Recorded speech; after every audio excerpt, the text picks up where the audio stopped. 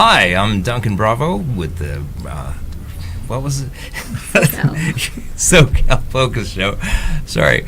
We were just involved in a discussion during the break, and I'm so, thinking about so many different things. One of the things that came up during the break, Andy was talking about construction and the let's say, well, I'm going to let you talk because you were already on track. So go ahead. I was on subject. Yeah. We were talking about some of the problems when you guys have blending and stuff into the houses, and all of the hidden things that can happen in some of the older homes, especially in Southern California. We have so many properties that have changed from one zoning to another, and some of these have actually gone from commercial to residential and the other way around. And you have incidents where illegal construction has taken place, and some things aren't up to the the UBC codes, and you end up with problems down the road. Roof rafters change. They'll put terracotta shingles and never support the roof to handle the different weight, and you end up with problems down the line. And so we do a lot of stuff involved in that industry also. I've owned construction companies since I was in my late 20s, and I'm an AB general contractor in California, so we do general building and engineering. And so we investigate a lot of those things. And we work with a lot of the different loan brokers who make sure when you're buying your house, these guys know how to root these problems out and get involved and make sure that you're not buying something that's got a problem coming down in the future. Right. And as a lender, too, we will make a loan on a house that has an unpermitted room addition, for example, but we won't give it any value because unless it's done right and legally, it can't contribute to the value aspect of the property. Right. Yeah. Energy, you've probably seen some interesting things in real estate over time. I pretty much have seen it all, yeah. What in particular?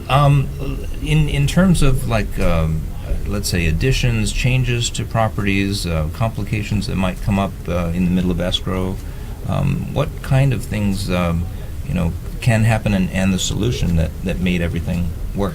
Well, to me, again, knowledge is power, applied knowledge is power, and so it's super important when you make an offer in a house and you get the offer accepted.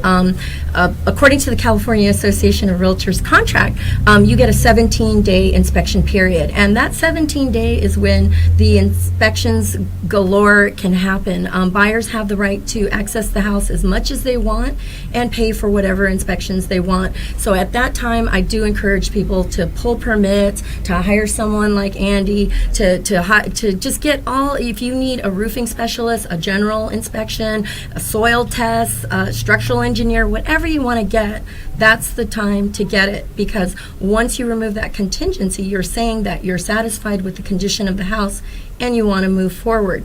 And during that same 17-day contingency period, you also get your seller's disclosures, and the seller has the legal duty to tell you the history of the house. So they're going to give you a big packet of disclosures telling you repairs, problems, just whatever they know about the house that they think would be a concern to you. Even things like noise nuisances. Perhaps you live underneath a flight pattern where flights are, happening like right over your head, or you have a heavy metal band that rehearses Friday nights across the street. Your future buyer's gonna want to know. So during that inspection period, and you can shorten it right now.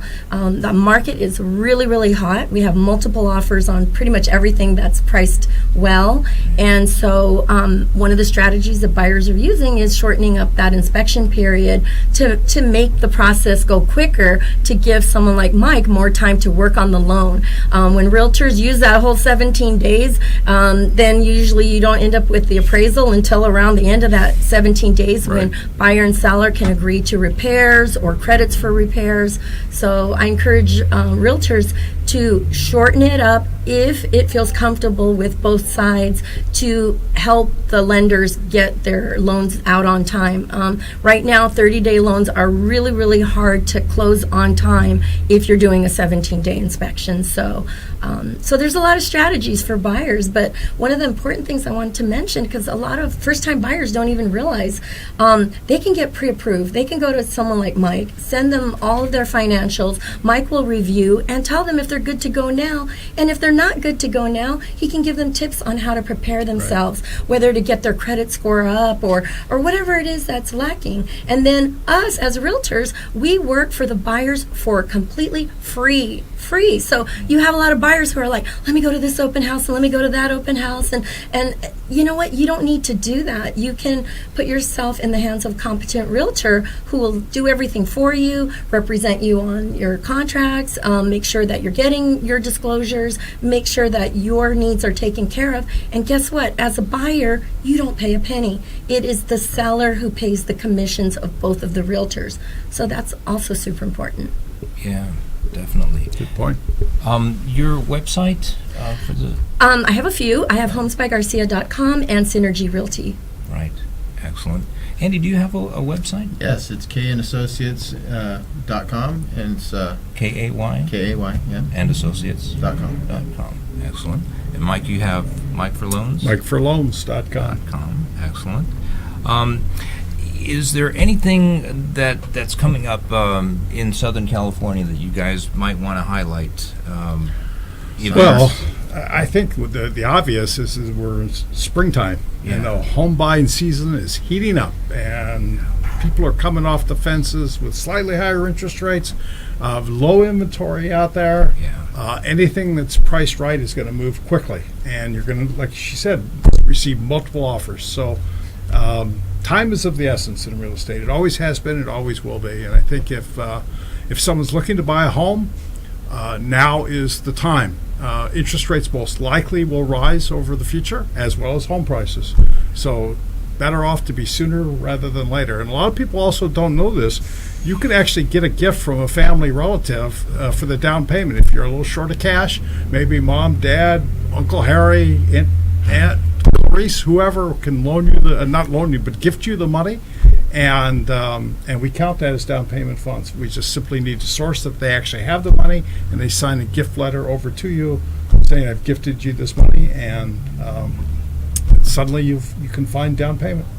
Cool. So let's say if somebody just wants to get their first house, what kind of credit score should they have? What kind of down payment?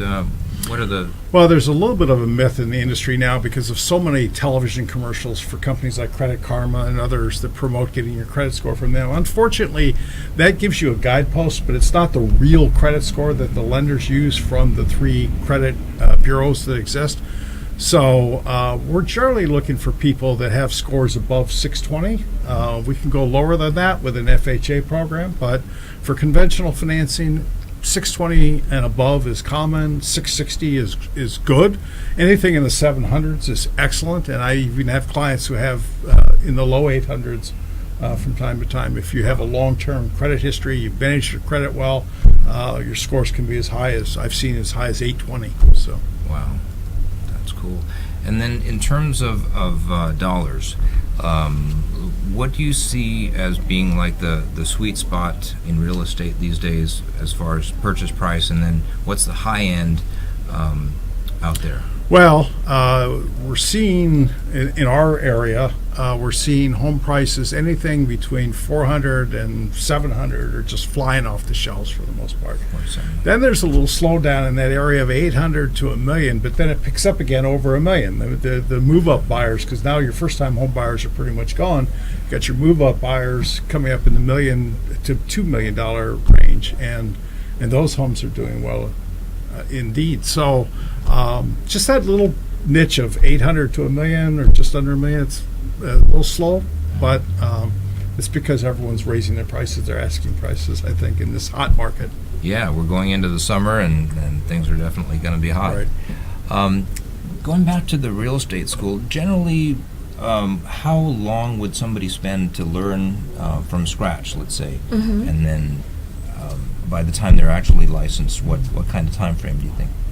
Well, it varies. So you're talking about once you're licensed, moving forward, or Just from the whole scratch, licensing if somebody process? wanted to start from zero. So if you start from zero and you do those 3 courses, the Bureau of Real Estate does require an 18-day period between those courses. So There's a waiting period. there is a waiting period between those 3 courses, and then you submit your application. It's taking the Bureau currently about between 4 and 6 weeks to process your application. But once they've processed your payment and your application, you can actually go online and schedule your test date.